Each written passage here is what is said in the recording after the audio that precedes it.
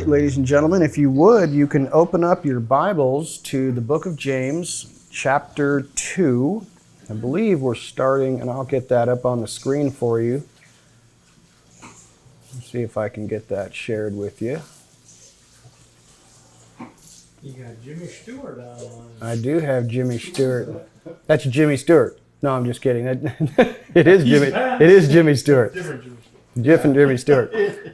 You guys see in the book of James there? Okay, excellent. So where we are in the book of James is right at the verse 14, chapter 2, verse 14, which is where we get into the weeds here, so to speak. But, you know, I want to say, just getting started with this subject, that, this is a difficult section to discuss, frankly. It's got lots of pitfalls and landmines that we can stumble over for sure. But I think what I would say to you guys and to anyone studying the book of James chapter 2 is, don't get wrapped around the axle, because it is not for us to know or speculate about the salvation of the souls of others. That is not our business. We're not in the business of knowing the heart and soul of different people. What it is for us to ponder is about our own salvation, working out our own salvation with fear and trembling, and also to make wise decisions about relationships and fellowship. This is what we're really talking about here. So that's what I would say we should be primarily focused upon. But there's going to be some lively discussion, I anticipate, and you know how I am. I'm not going to sit here and preach at you. I'm going to engage you in a conversation. And if you have anything that you want to say at any time, you people online, you just unmute yourself and start barking. Because otherwise, I'm not going to look at you necessarily and see your hand. The people in the audience here can see your faces online, and if you're raising your hand, they'll tell me, hey, so-and-so wants to talk. So feel free to jump in at any time. So primarily, this is about a saving faith. And that's what you can see on my slides here. What is saving faith?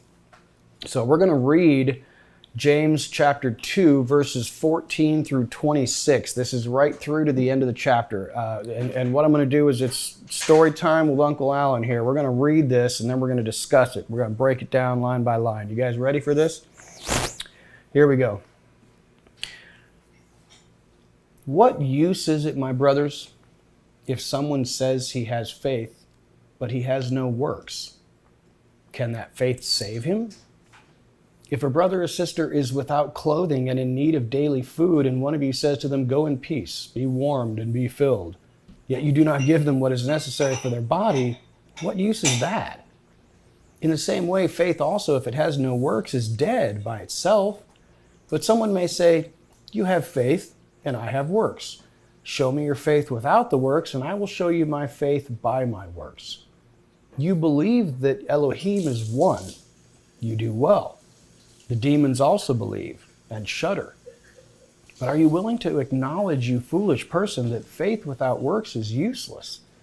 Was our father Abraham not justified by works when he offered up his son Isaac on the altar? You see that faith was working with his works, and as a result of the works, faith was perfected. And the scripture was fulfilled, which says, and Abraham believed God, and it was reckoned to him as righteousness. And he was called a friend of God. You see that a person is justified by works and not by faith alone. In the same way, was Rahab the prostitute not justified by works when she received the messengers and sent them out by another way? For just as the body without spirit is dead, so also faith without works is dead. So there you go. That is the first part of our discussion for this evening, is just knowing what the text is. Now, you'll probably notice, if you have a slightly different translation than mine, that I was reading from a modified version of the New American Standard, which I find is a generally pretty good translation. But you notice that it says, what use is it, my brethren? And then it ends with, can that faith save him? The text actually doesn't say, it doesn't pose a question, can that faith save him, like it's some kind of rhetorical question.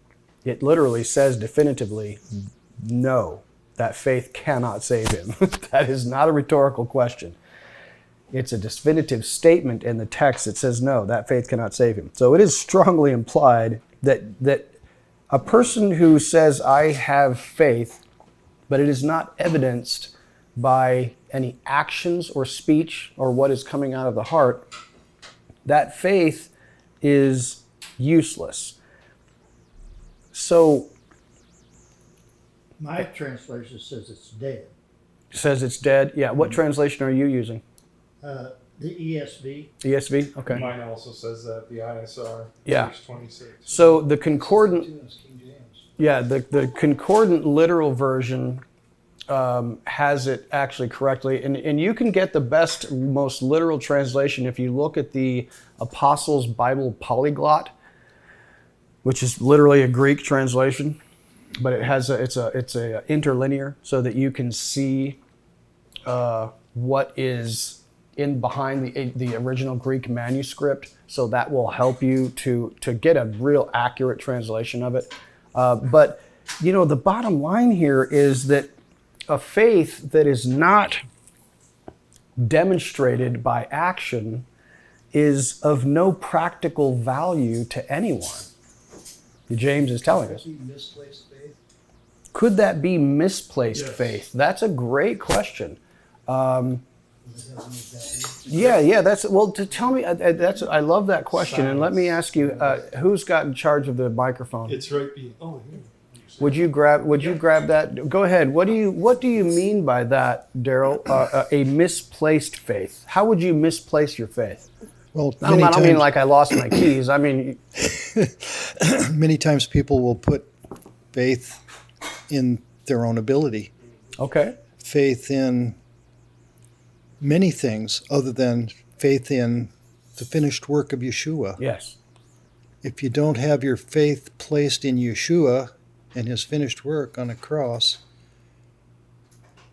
all the other things that might become inherent to you as a believer are not there. Mm-hmm. Yeah. You wouldn't have the Spirit of Christ. Yeah, absolutely. Yeah, that's a good point. So if you have misplaced faith, meaning it's not in the right thing, then yeah, you got a problem. Absolutely. Lou? Well, did Jesus have faith? Yes. And he was a servant? Yes. So that's kind of the answer, I think, is that you don't, just because you believe in God and everything, you're supposed to serve and love others. Yes. And that's a great insight. Thank you. And I think that one of the things that you want to consider early on in this book, when we began to study this, we did a little bit of a word study in the Greek about the word pistis, which is faith. And does anybody remember what we noticed? There are two primary definitions of that Greek word pistis. Does anybody happen to know what those are off the top of your head?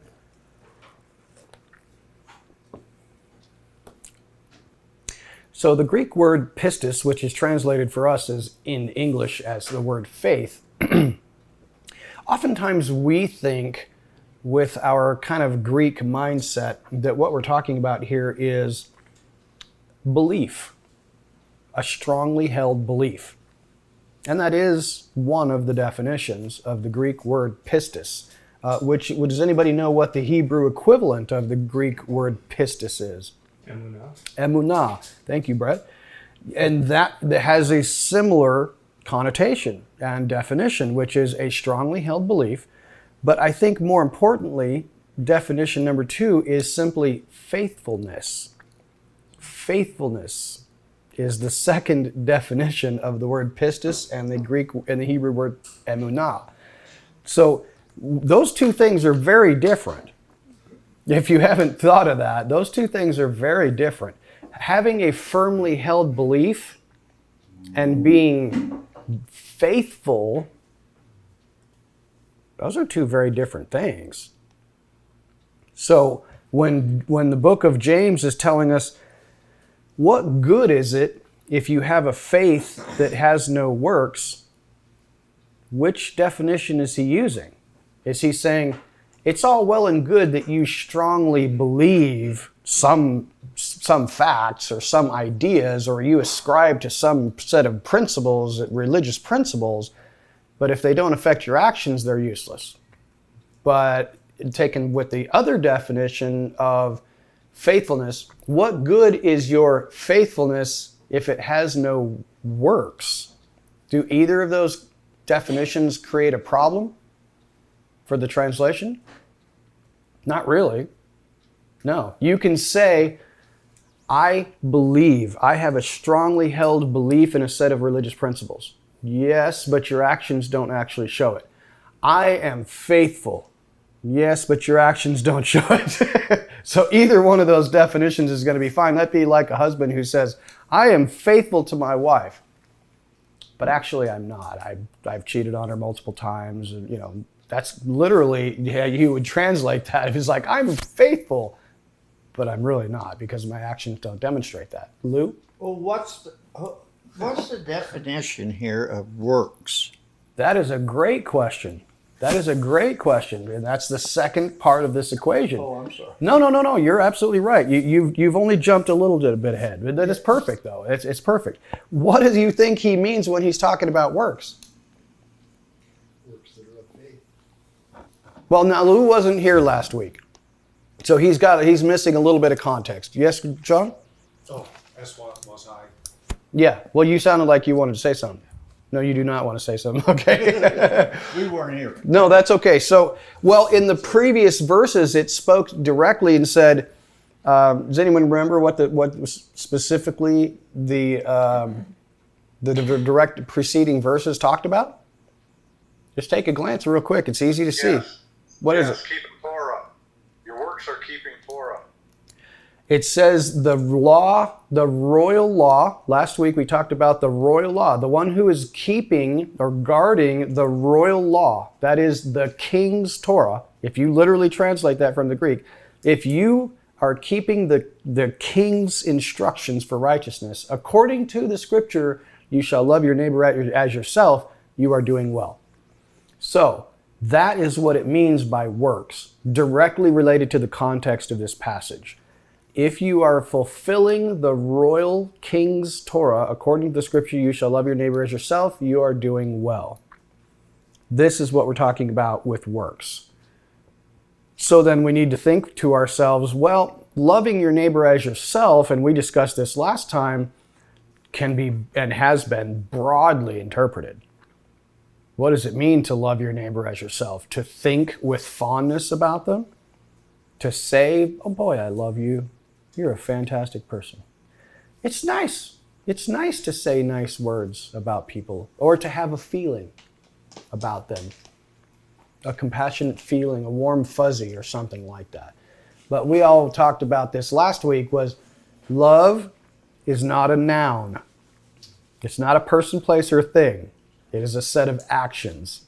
Okay? And loving your neighbor as yourself, we also brought in the book of Philippians chapter 2, verse 3, which told us, have this attitude in yourselves, which was in Messiah Yeshua, who although he existed as Elohim, did not regard equality with Elohim a thing to be grasped, but he emptied himself, taking the form of a bondservant even unto death.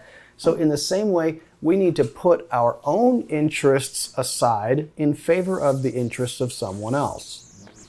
We talked specifically about there's only a few categories of people for most of us that we have to deal with. We have vertical relationships between us and our Father in heaven. And this is mostly related to when it says, Shema Israel, you shall love Yehovah your Elohim as yourself, love the Lord your God with all your heart, soul, mind, and strength. We've talked about this on multiple occasions. He doesn't need anything from you. He doesn't need your money. He doesn't need your prayers and your worship. He wants you to serve in these horizontal relationships. And in that regard, there are only a couple of categories. There's husbands to wives and wives to husbands. There's children to their parents. There's children to their parents. There's you with your brothers and sisters in this very context. So there's very few categories, unless you're some type of a missionary who's traveling around the world dealing with people, but most of us aren't. We have very few categories of relationships to worry about. Mostly we are concerned with our husbands and wives, our children, and our parents. It's real simple. And what does that mean? It means I prefer your interests over mine. What do you need from me? What do you want from me? Allow me to give it to you. What do I need from you? What do I want from you? Let me tell you, and you can give it to me, and then we'll both be serving each other's needs, and we'll be happy as clams. Right? We'll be having a clam bake. Now, the question here is, a person who says, I have faith, but doesn't have works, is not putting aside his or her needs in relation to someone else. That's a problem. Is not serving others, is generally speaking putting their own interests ahead of others. This is a problem. James is telling us in no uncertain terms, this faith is useless. Now it's useless in two different ways. But let me point out one thing first.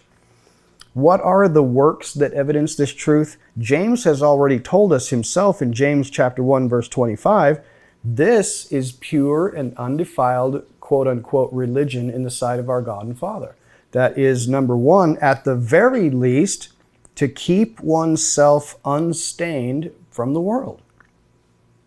Which is, I kind of think about it like this. You have certain gates, and I know that you have already heard this a million times, you have certain gates through which information passes into your soul. Those gates are your eyes, your ears, and your mouth.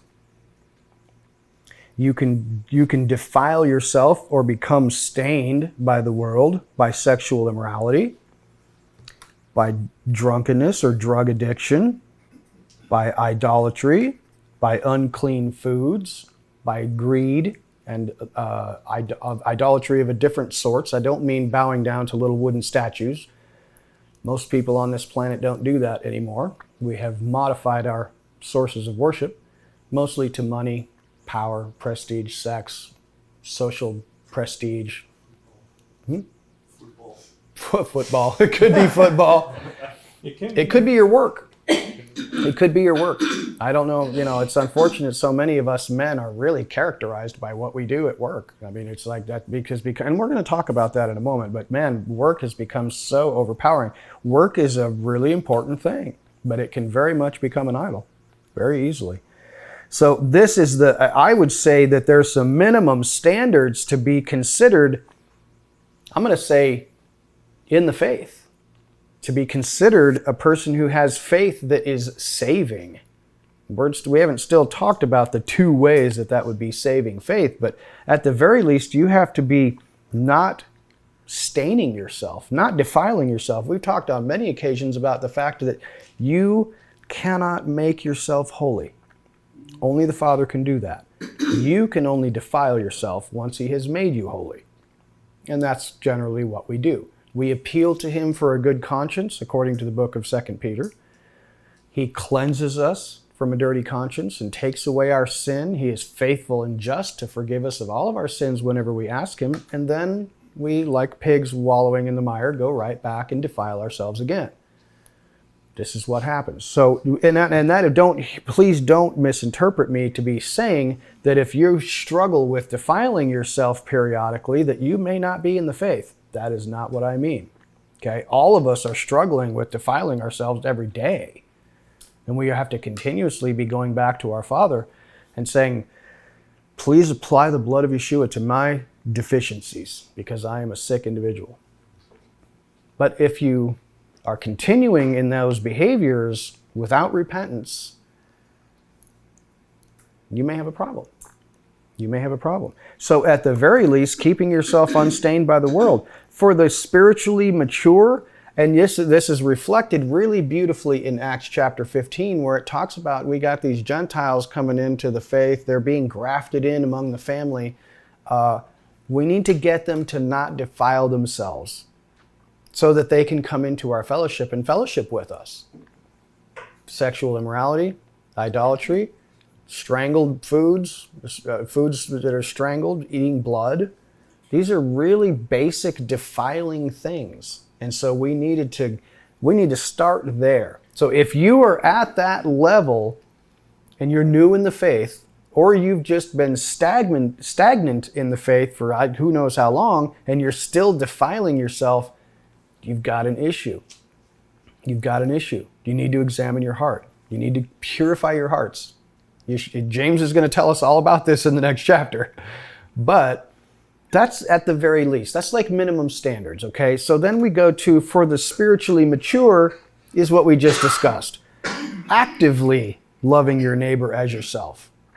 Do not merely look out for your own interests, but set aside your own interests and start to serve other people. This is the next level. This is the level that we are really trying to attain to. This is what James tells us is so critical. This is what Paul tells us is critical. This is what Yeshua tells us is critical. The whole Torah can be summed up. Love your neighbor as yourself. Here's something really descriptive. Yes, please. Hayden? Yes, it's not in the Torah, but but it's in Psalms 1, That is the Torah. 6. To some people it is. Go ahead. For Yahweh knows the way of the righteous, but the way of the wicked shall perish. The wicked are not fruitful. They do not flourish, grow, or develop in a healthy way. Instead of bearing fruit, they are like chaff, which the wind drives away. Yeah. Is that Proverbs or is that Psalm 1? Psalm number 1? Psalm 1. Okay, yeah, that's a fantastic psalm. So seriously, we have to be mindful so that we're not stumbling ourselves and that we are not deluding ourselves. Because this faith that doesn't have any evidence of these good works is not a salvific or a saving faith. Now, in what sense is that true? James told us in James 1 verse 25 told us that, can that faith save him? No, excuse me, I apologize. I just quoted verse 14 of chapter 2. Chapter 1 verse 25 is where he says, this man shall be blessed in what he does. So this is talking about temporal salvation. Because I know, and we've talked about this enough to know that there are basically 3 types of salvation. Are you familiar with this concept? I'm not misremembering this, am I? 3 types of salvation: body, soul, spirit. Okay? Your spirit was saved. You've probably read about this in your readings of the New Testament. You see all kinds of different statements saying we were saved, we are being saved, we will be saved. So there are 3 tenses to salvation. And careful scholars, certainly not me, have attributed these to the body, the spirit, and the soul. That when you appeal to the Father for a good, clean conscience, your spirit becomes uncontaminated. This is past salvation. As you walk out this life seeking daily salvation, this is your soul, your mind, your will, your emotions. Excuse me? And appetites. What? Desires. Yes, your mind, will, emotions, appetites, and desires. Right. This is what is being saved. What will be saved is your flesh. You're going to be having a resurrected body when Messiah Yeshua returns. That's future salvation. So I think that when James, and there's good evidence to suggest this, I'm not going to fully back myself up, but don't always test what I say. Don't believe me. I'm just a knucklehead. But here's what I want to tell you. You can have, if you have good faithfulness and you are doing what he tells you to do, you can expect now salvation as well as future salvation. You should experience temporal salvation now. You are being saved now. And I would encourage you to read Deuteronomy 28, 1 through 14. I have a lot of stuff to go through this evening, and I would love to read that for you now, but make a note to yourself. That is a gigantic list of all of the things that can go really well for you. What was that? That's Deuteronomy 28, 1 through 14. That's a nice list of all of the things that can go really well for you as a result of your obedience. Yeah, we read that a couple weeks ago. And we've read that many times. That's a great passage. I recommend you read it repeatedly to yourself. Angela? Go ahead. Oh, what you were just saying, I think it's kind of sad that the efforts of our brothers in the faith stop at the past salvation, the salvation of the Spirit, and Right. that's all you need, and we're done, and you're good to go. Yeah. And then they just, it's like that discipleship and the nourishment and the salvation for your soul right now as you live. Yeah. We look at the past and we look forward to the future when we get our resurrected bodies and totally neglect. Yeah. And I think that that's why you and I, for so many years, just wandered from church to church, because we knew that there was something right now that needed that the soul was just withering and dying, and that Absolutely. there's something, it needed something.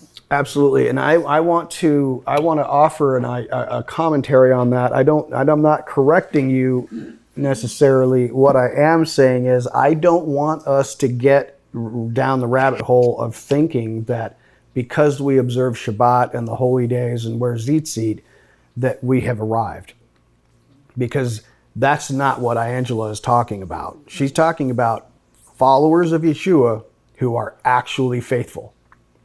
Now, unfortunately, I've been in the church for 40 years. Of dying to yourself, that's what's saving you. Yes, Now, yes. dying to yourself. Being willing to die now is what is actually giving you life. The Christian life, the Bible is full of these amazing paradoxes where if you want to get, you have to give. If you want to live, you have to die. Those who are first will become last. Those who are last will become first. Our Father loves to just flip things on its head. And we talked about that a couple of weeks ago, which is the kingdom of this world versus the kingdom, his real kingdom. They're completely diametrically opposed to each other. And I don't want us to sit here and think to ourselves, well, man, we got it figured out. We've got our doctrine correct. Man, that your doctrine will not save you. The truth is really important. There's no question that truth is really important, but truth alone will not save you. Look at what Yeshua said. He did not say, discover the truth and you'll be free. That's not what he said. What did he say, Tracy? I'm sorry. I think I froze. What did you say? I said, Yeshua did not say, discover the truth and you will be free. What did he say instead? You will know the truth, and the truth will make you free. Yes. If you continue in my words, then you will know the truth, and the truth will set you free. We always forget that first little part there. If you abide in my words, let them soak into your heart, and they start to grow seeds, then you will know the truth, and the truth will set you free. Tammy, somebody give Tammy a microphone. Pass it down. Well, that's why it says faith without works is dead, because it reveals the heart that has not been transformed by God. Yes. And I think that that's really important, because when you have faith and you have true faith, then you are transformed by God. And so you actively know what you should be doing and what you shouldn't be doing, because not only you also feel it. And if you don't have a conscience, or you don't have, the Bible gives you morals and values. Yeah. And so we are to go by those morals and values. Right. But in your heart when you're not doing something right, when you maybe the store didn't charge you for that case of water that you had on the bottom. Are you going to go back into the store now that you've went out to your car and you go, oh darn? I have had been faced with that a couple of years ago, and I always felt like it was I don't know, like a trial for me. Like, are you going to do what's right? Because you purchased a bottle of water, but you noticed it's not on your receipt. So I have literally have gone back to the store. And they think I'm insane.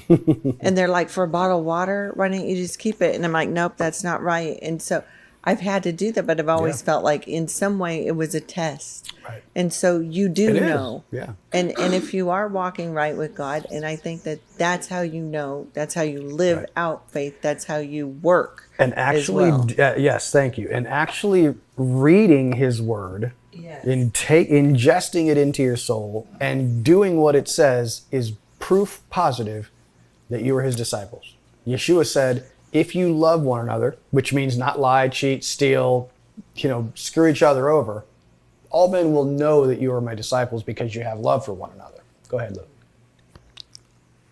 What a struggle. Yes, indeed.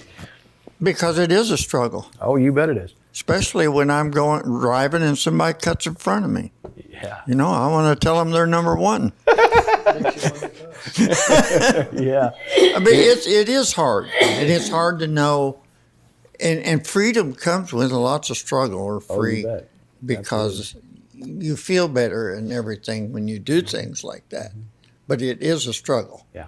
Yeah. And when you get angry, And without faith, you can't get by that struggle. that's right. That's right. Here's something for you, Luke, because when someone cuts in front of you like that, don't curse the deaf. He can't hear you. Yeah, I know. Seriously, that's what comes to mind. I'm like, I pray for that guy. Even after he gives me the bird. Well, he's probably praying for me. So, that's all excellent insights. And we need to be very much aware. And I want to go back to what Angela said a moment ago, and that is that we should not deceive ourselves, thinking that because our doctrine is a little bit better than the standard Christian, that we've somehow arrived and that we are now good to go. Our faith is saving and blah, blah, blah, blah, blah. Nonsense. It's selfishness. That is, yes, it's selfishness. That is actually a different kind of fleshliness. Having an opinion that I feel good about myself because I have the correct doctrine, well, that's just pride and arrogance. That's not really doing anything for you. You're feeding your soul. You're feeding your soul a different diet. Absolutely. So what I'm saying, go ahead. I was just going to say that's really what Isaiah 58 is about at its core. Yes. Why, fasting and you're not seeing. It's the same concept that why am I keeping the Sabbath day and you're not acknowledging? Right. It's because in your doing so, you're afflicting others. Right. Instead of afflicting your own soul. Right. Good insight. Good insight. So I want to say to you that when we talk about people who are unfaithful, we're not talking about people who are outside of our group. We're talking about people who are unfaithful regardless of what group they're in. I have met very, very few, but I've met a few Catholics who are just ardent in their service to God. These are saved people and their actions show it. Their doctrine is whacked out, but they love the Father and they are saved by the Son and they are full of the Holy Spirit and they are doing the works that Messiah Yeshua gave them to do. And so also with our traditional Protestant brethren. But unfortunately, and I know because I've been in the church for, 50 years, that the institutional religion is filled, unfortunately, with people who are not taking this stuff very seriously. They love to go to church. They love to listen to sermons. They love to go to the social gathering, the club, the concert, whatever. But it doesn't have any impact in their lives. It doesn't change their behavior. They still treat you like crap, lie to you, cheat on their taxes, treat their wives like dirt, whatever. That's just so unfortunately very common. So when I'm saying we need to watch these things, let's not become complacent thinking that our doctrine is going to save us. It's, are you doing what you're supposed to be doing? Period. This is the evidence of a saving faith. I would say, as far as the church goes, I be going to we go to a church on Sundays as well, and I haven't found that. I honestly can seriously tell you, I'm going to ask you a question that I think is going to demonstrate the point clearly. Okay. And you guys will know what I'm talking about. How many people go to that church? Yeah, maybe Less than 100. Yeah, there's Okay. less than 100. So here's what I have found. This is kind of funny. It's not just funny, but it's tragic. The larger the church, the farther they are from the truth. Yeah, I would, but I would agree with you. You know why that is? is? Yeah. Because no one wants to hear the truth. You know that the prophets tell us that in the last days that men will be lovers of selves and they want to hear people tickling their ears. Yes, absolutely. I was listening to Alistair Begg the other day. Love that dude. Yeah. Scottish Reformed pastor. Tell me too. that when you go to one of these mega churches, you're most likely to hear that the pastor is telling you, you're okay and God loves you just like you are. People love that message. It's so easy to digest. And that is what is preached in a very large church. Because the people who go to a large church, they'll leave if you start telling them that they're sinners that you need to get out of being pulled. You need to pull your head out your butt and start doing what God told you to do. They'll leave that church and they'll end up at a little tiny fellowship like this one that's got less than 100 people, or some other little tiny fellowship, because that's where the people go to hear the truth. We went to, when we were in Texas, we went to Gateway because I just wanted to go. They had like 40,000 people. Oh, I have no Told you idea. I about mean, social anxiety. yeah, I don't know what to tell you other than they do I don't know, it's insane. But they have campuses everywhere, right? Sure. So I just wanted to go because I wanted to see it. And so we went, but oh my goodness, as soon as they started talking about abortion, whoa, people were yelling in the crowd and got up and mad and left and were just having fits. I was like, whoa. Are you saying that they were the people up on the stage were giving a woke discussion about abortion? No, not a woke. Truth. Oh, they were speaking the truth about abortion, and people in the audience were upset about it. Oh, and the people in the audience were mad, and I was like, yeah, some of them, not all of them, and they got up, some of them, and left. Yeah, and I'll tell you, Moloch worship woo. is really hard these days. That's a tough situation. Yeah. Moloch. Sacrificing your sons to that's sad that that's even in there. That shows how far gone churches have gone. But some churches, when I start talking Torah, that's what I find separates, because that's the oath in Hebrew, or that's the sign, the covenant. When you're guarding the Sabbath days, the Moedims, not serving Christmas and Ishtar and all these false pagan, or using the true name, not using the pagan name. Sure. That separates, and that's when you get the left foot of fellowship. Yeah, you stand on those. That is I understand. The seal. Now the here's name what I understand what you're saying, and here's what I would say. I want to go by what Yeshua said specifically, which is real simple for anyone to not trip over, which is love each other. Everyone will know that you are my disciples if you love each other. Now, should we have the sign of the covenant that our father gave to Abraham? Yes, absolutely. That is Shabbat, circumcision. These are simple things, okay? But I think Yeshua is going to take it to the next level for us. And he's going to say, listen, you think, according to the Jewish way of thinking in his day, you think you got it figured out because you're going to Shabbat, you're going to the temple, you're sacrificing the animals as you're supposed to be doing, you're wearing the seat, you're set aside, you're set apart. You think that's making you good to go. It is not. What I'm looking for is people to love one another. So I'm not saying you're wrong, Brad. I'm not. What I am saying is there is a more elevated principle, which is you must love.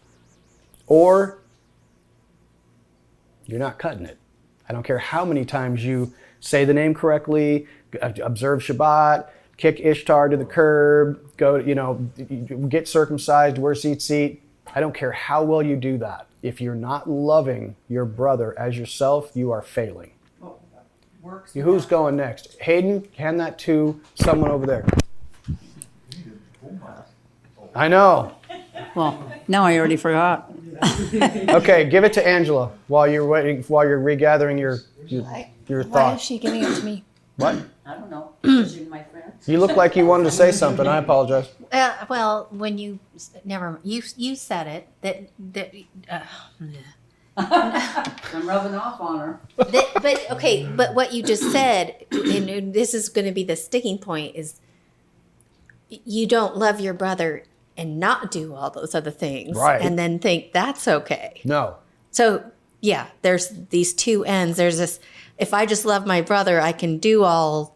I don't have to. No, that has been Okay. the huge problem in mainstream Christianity for so long, yeah, according but to then our just interpretation. because you're doing all the rules and look the part and act the part does not mean you have love for your brother. Yeah, So- yes, absolutely. That's yes. Did you Actually, remember you what really you have wanted to say? be born again. If you're not born again, that's where it starts. Yeah. Then you dig in the Word and let God lead and guide your life. That's what really proves who and what you are, because if you do, you will love. Right. If you don't have the spirit of the Father, then you're not one of His, right? So this faith will save the practitioner in a temporal sense because you'll be blessed. You'll receive the blessings of Deuteronomy if you do what He tells you to do. You'll also be blessed in an eternal sense, which means you'll be resurrected. You'll get to enter the kingdom of the Messiah. Does that mean you'll go to heaven? I don't know. Don't get me started on that. So bottom line is, you got to be faithful if you want to be having a faith that is actually a saving faith. John, Lance wanted to make a formal remark. could you say that in English? Oh, Lance. Yeah. Yeah. Oh, sorry. Lance right there. Sorry. I thought you were speaking Dutch. Lance, go ahead, buddy. No, he's on the bottom. Oh, Lance, where's Lance? Oh, sorry. Go ahead, Lance. Can you unmute yourself? Can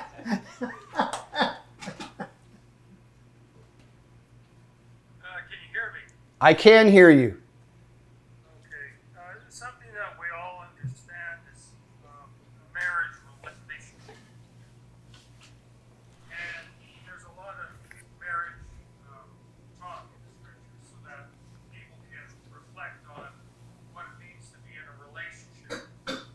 And if you desire to be the bride of Messiah, it's all about intimacy. You can relate to it as husband and wives, and I notice there's some of you that are more aged than me, and you can reflect on this with a little more depth. Intimacy is trusting each other and fulfilling the vows that you spoke to one another. It is no different with Father. When he was on Sinai and he spoke down the 10 words, the marriage vows, and then we, as Israel, agreed to them. Then the relationship starts. And if you walk outside the covering, then if you're called of Father, he's going to discipline you because you're not illegitimate. And it's better to be in a good relationship than one where there's some trust problems. So just to keep it simplistic, just think of it like a marriage and a relationship that involves intimacy.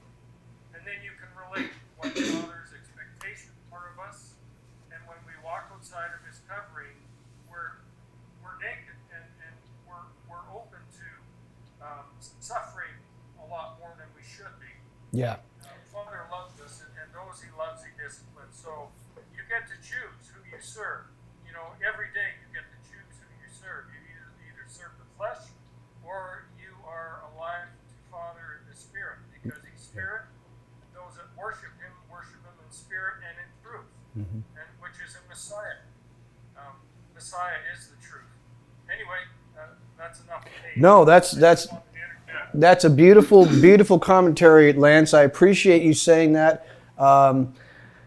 I want to point out that this is one of the greatest tragedies that I see today that's so difficult for people is I hate to see my brothers and sisters in Messiah Yeshua just suffering terribly.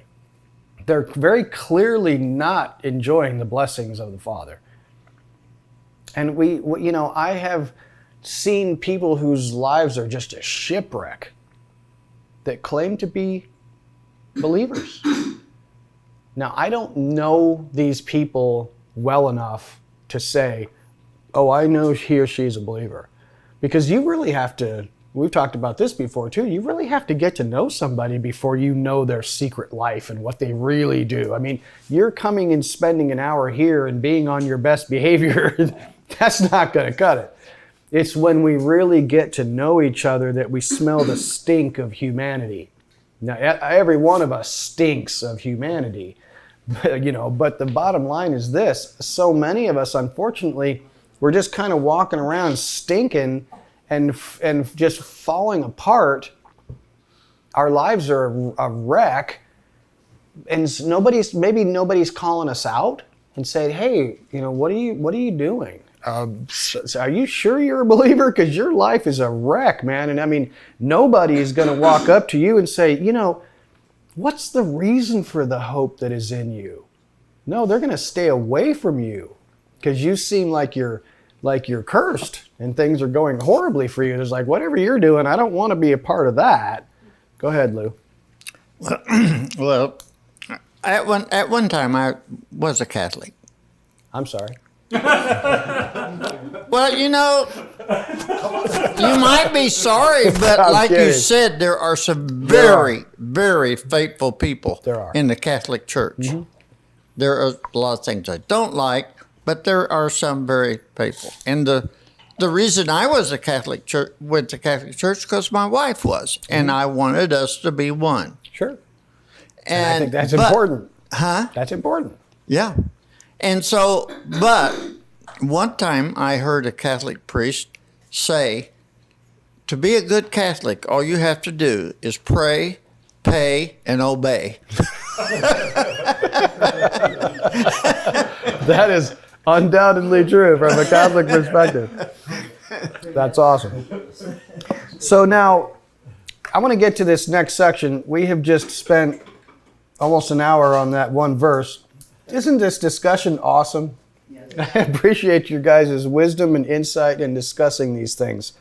I'm going to go to the next little slide here because I want to get to some of this stuff. It's pretty important. Now, this is where it says, verses 15 and 16, if a brother or sister was without clothing and in need of daily food, and you say, go in peace, be warmed and be filled. What use is that? Now, I want to bring to your attention a couple of important things here. This person who is needy is identified as a believer. What did we just discuss that a believer is? Someone who has saving faith. Now, are we going to, I'm not suggesting to you that we're going to say, someone comes to you and says, man, I'm in desperate help. I'm in desperation. I need help. Well, how's your behavior lately? We're not going to be doing, a means test here and testing, have you been being good because maybe things are bad for you? No, that's not what I'm saying. What I am saying is, you got to know who you're dealing with. Because unfortunately, and I've had this happen in this very fellowship a couple of times, where somebody claiming to be a believer shows up with a need just right out the gate. And then you never see him again. Fell for that once. Going to give somebody the benefit of the doubt. But you know what? I have learned that there are unscrupulous people out there, and I need to be as gentle as a dove and as wise as a serpent. So I'm not going to be a doormat for some hucksters who come through here and say, hey, we're believers too. Can you help us pay our rent this month? It's like, yeah, you're just looking for suckers, aren't you? So, here's the thing that we have to look out for. If a brother or sister is without what is needed, this tells me two things. Number one, first priority is your faith family. More priority than your blood family. I don't know if you believe that or if you agree with that, but I see that evidenced all over the scripture. We are to side with our faith family over our blood family. Yeshua will tell us on multiple occasions, whoever does my will is my brother, my sister, my father, my mother. You're going to be hated by your regular family, your blood relatives because of me. You are not at parity with your physical blood relations anymore because you are of a different spiritual mold altogether. So the principle applies here to when you're looking out for other people's needs, it is primarily your faith community. That's number one. It's showing you a priority.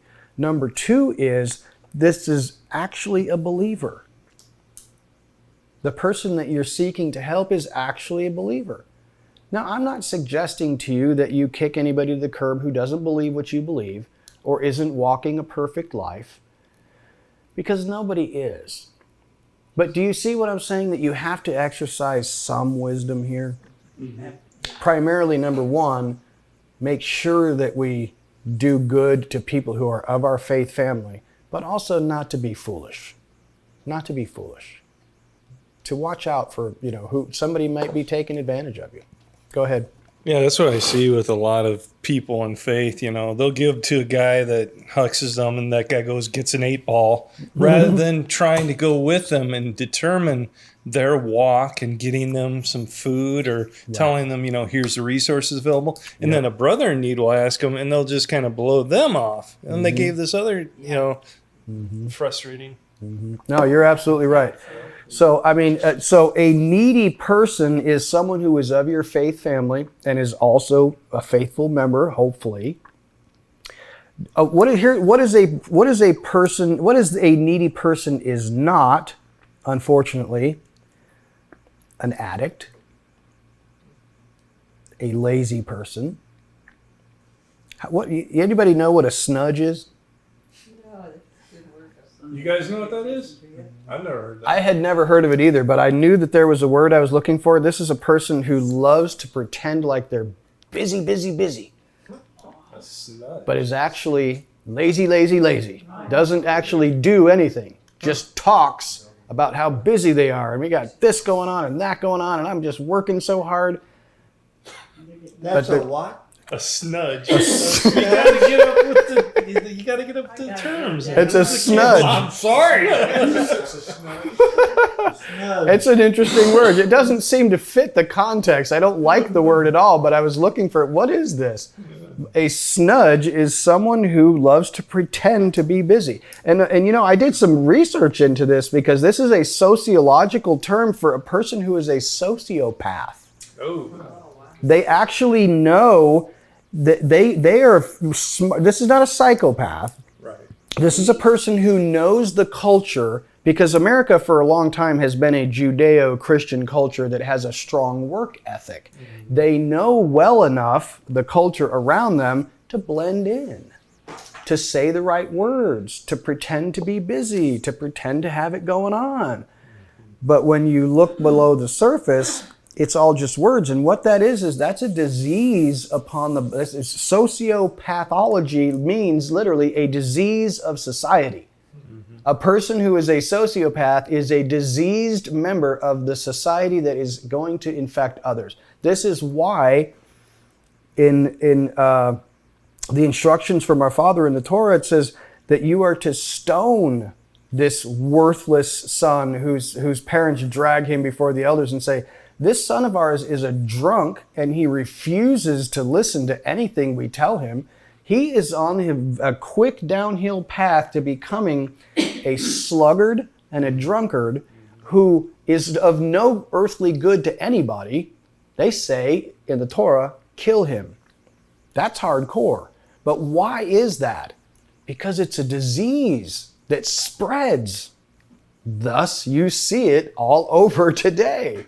So Tracy's got a question. Tracy, who is it? Go, Tracy, go. I'm just going to encourage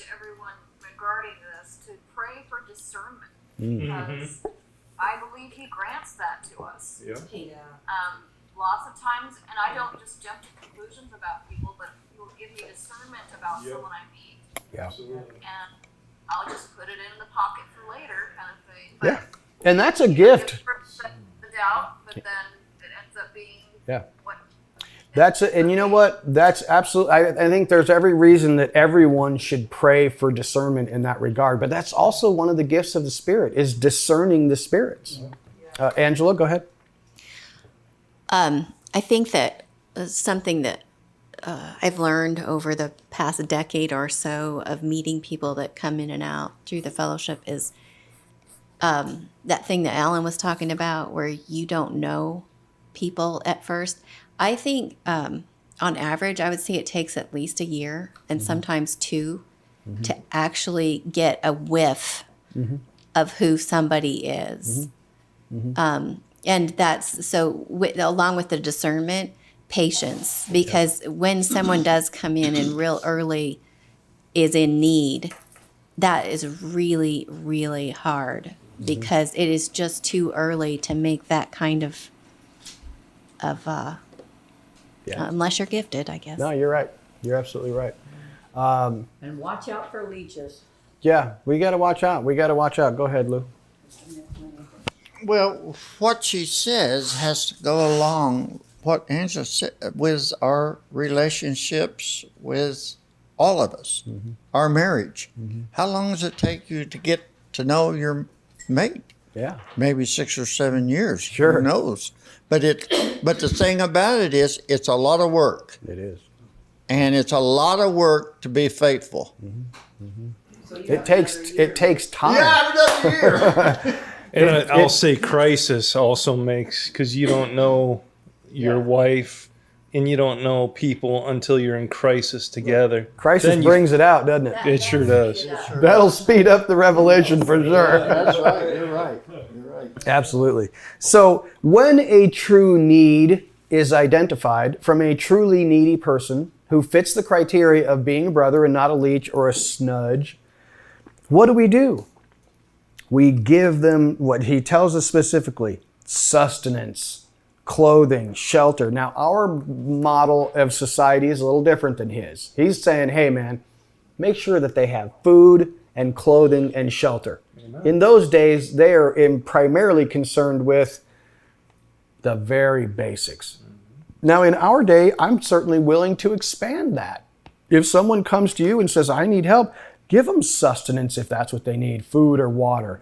Give them clothing if they need clothing. Give them shelter if you can, transportation, medicine, a job, a leg up, something that's going to solve their problems. What he says do not offer is prayer.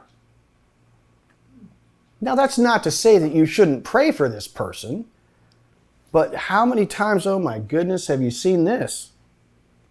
That someone is struggling and the people around them are saying, we're going to pray for you.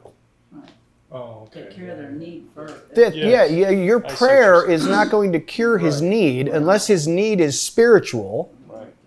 Okay, and undoubtedly everybody has spiritual needs and everybody needs prayer. Don't hear me say don't pray for people. Right. What I'm saying is when somebody comes to you with a physical Don't need, be a hypocrite. don't pray about it.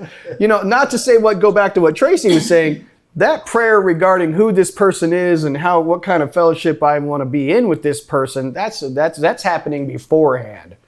But when they come, you can look at Proverbs. I've forgotten to write this down, but there's one of the Proverbs that says, when someone comes to you, don't tell them to go away if you have it with you. Right. This is James talking about that very passage from Proverbs. So we can't just... Who is it? I think I just posted that in the feed. Oh, did you? 3:20. Yes, Proverbs 3. Yes, I'm sorry. I couldn't Which find... is do good unto those when it is in the power of your hand to do Yes, it. yes, that's exactly What we it. have to hone in on too is sometimes it's not in the power of my hand to do the thing that this person needs, but I can do what I can. Right. So we have to be able to discern in that way too. Right, absolutely, absolutely. So did you want to say something? No. Oh, okay. So no, you're absolutely right. Thank you for pointing that out. So do give them what is needful. Do not just offer well wishes. This is what he's saying. Go in peace, be warmed and be filled. May the Lord provide for you.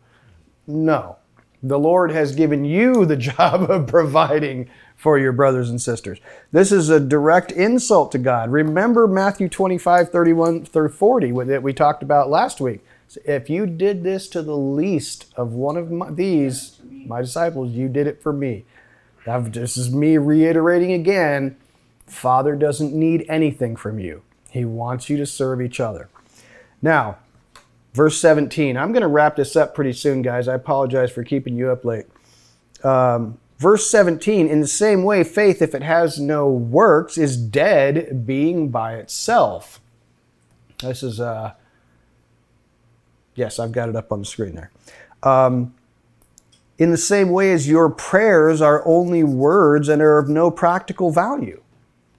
And I think that this also needs to be pointed out to us that we need to remember the inverse of this whole segment, which is works without faith are also dead. You know, you can think about keeping Shabbat and observing holy days and eating clean foods. And here's one that really captures my attention is 2 Timothy 3:7.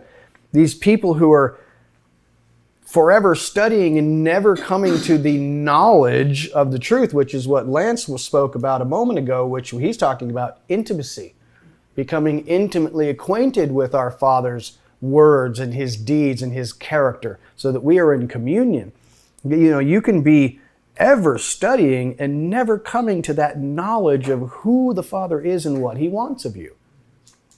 There are plenty. I mean, if you've ever looked at one of these Bible commentaries, there are bunches and bunches and bunches of them by very, very smart Greek scholars and sociologists who teach at the University of Chicago. And they're not believers. They're just really smart people who know Greek a lot better than you and have studied the ancient cultures, and they're able to explain the Bible to you very well. They're very smart. And this is something interesting, which is coming up in our next section here, which is talking about demonic faith. Well, the devil knows. The devil knows precisely what's going on. We'll get to that next time. But yeah, you can have a head full of knowledge and not do any of it. Who is it? Somebody wrote something. Oh. So, in verse 18, I'll point out, show me your faith without the works, and I'll show you my faith by my works. Faith is impossible to observe without external manifestation. It's an intangible. It's a spiritual thing. It's like Yeshua said to Nicodemus, the wind goes where it's going and you don't know where it's going or where it's coming from or where it's headed. Thus it is with the Spirit. So, but the Spirit manifests these things. And I say to you that you look at these intangible things are hard to put your finger on, but the tangible things we've talked about before from like Galatians 5:22. This is not just giving and giving money to people or clothing or shelter or something like that, but this is what is coming out of you as an individual. Love, joy, peace, patience, kindness, goodness, faithfulness, gentleness, and self-control. That's the last one is the hardest. Mm-hmm. Self-control. That's the hardest one. So if these characteristics are in you and are growing, they make you mature. They make you mature. They make you not unfruitful. They make you useful to people around you and to your Father in heaven. Should he have something for you to do, you know that he brings you into contact with the people around you because he wants you to serve them. So now, in my final point, I will point out to you in verse 19, this is as far as we're going to get this evening. You believe that Elohim is one. The demons also believe and shudder. Here, this is a direct reference to the Shema. if you're not aware of that. Hear, O Israel, Yuvah is our Elohim. Yuvah is the only Elohim. He is the only one. You shall love Yuvah, your Elohim, with all your heart and with all your soul and with all your might. Okay, this is that vertical relationship between you and the Father in heaven. But he's telling us in no uncertain terms that the demons understand that Yehovah is God and that he is the only God. So this should demonstrate to you in no uncertain terms that knowing the truth is not enough. Because those demons and your adversary knows the truth way better than you do. So why is it that they can't be said to be believers, since they clearly believe? They believe that God is one. They believe that Yeshua is the Messiah. They believe that he's covered everyone's sin. They believe that he's coming back to resurrect the dead. They believe that the whole earth is going to be judged according to God's righteousness. So why aren't they saved? Brett? Well, Numbers 15 gets into what the high hand, it's called. The what? The high hand. Oh, the high hand. Yeah, reviling Yahuwah. Yes. And they do it in a way like sports fans. When you go to a sports game, what do you see people doing? Pumping right? Their hand, yeah. That if they can't see it on the link, but they're throwing their fists in the air and rejoicing in their team. And that's kind of like the demons. They're rejoicing in malicious, destructive behavior that they know is against the Torah. Mm. So they're doing it with just pure demonic energy. Mm. Interesting. Yeah, we are witnessing that. So I think that, here I wrote down a couple of little bullet points that I want you to think about, that this is the definition of demonic faith. This is that they know who the king is, but they refuse to submit to him. Right. Yes. They know the truth, but they refuse to submit themselves to it. But they don't have his spirit, right? They have a different spirit. Yeah, absolutely. They're sons of their own father in a sense. They have a different spirit. They know the truth. They just refuse to submit themselves to it. They know it's the truth. That is what Brett was talking about, is this defiant and willful spirit that is raising the right hand, that says, I know what the truth is. I'm not going to do it. Yeah. So that is one of the biggest issues, and this is telling you right here in no uncertain terms, we cannot have faith that doesn't do anything, because that's demonic faith. But when you describe it the way you just did, that sounds kind of prevalent and common, and it's unfortunately very common. That's unfortunately very common. That just sounds like your typical 3-year-old. Your typical 3-year-old? Yeah, absolutely. You hear parents say, I don't want to break her spirit. Yeah. But that spirit needs to be broken. That spirit needs to be broken. And that when you read that, I noticed it compared, okay, this is, what does it say exactly? The demons believe. The demons That's believe. the same thing. They shudder. Yeah, you know what that word is in Greek? It means they are horrified.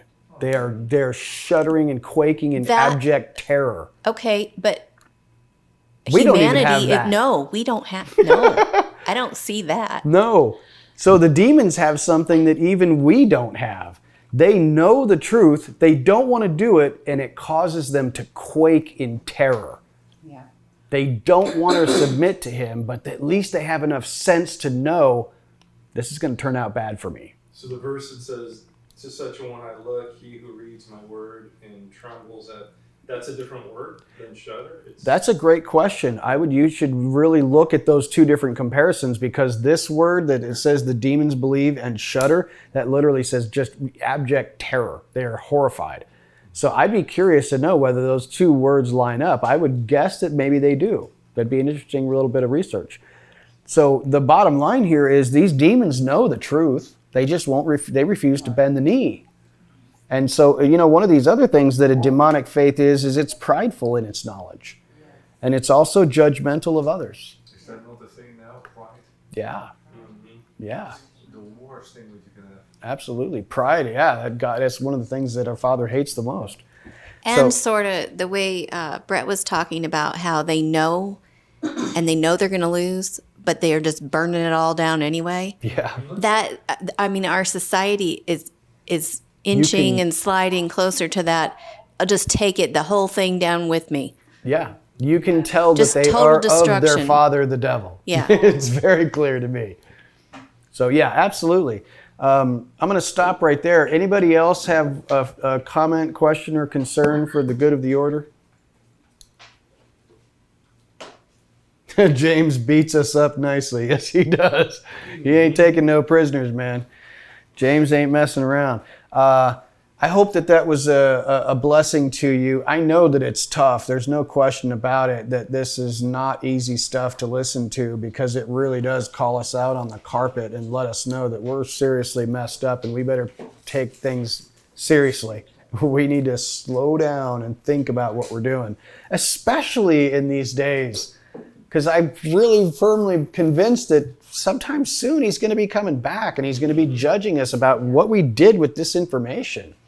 So don't hesitate, man. Get serious about this stuff. And I know I'm preaching to the choir, but there may be some among us here who need to hear this and need to pull it out, or maybe tell someone around us that is claiming to be a Christian and really isn't doing much. You say, I know you're a Christian and that's fantastic, but I do want to let you know you're in very serious danger right now. Because if Messiah Yeshua is coming back, do you think he is? Because you can ask any believer that. Do you believe that Yeshua is coming back? Are you aware that he's judging his own house first? Yes. Yeah.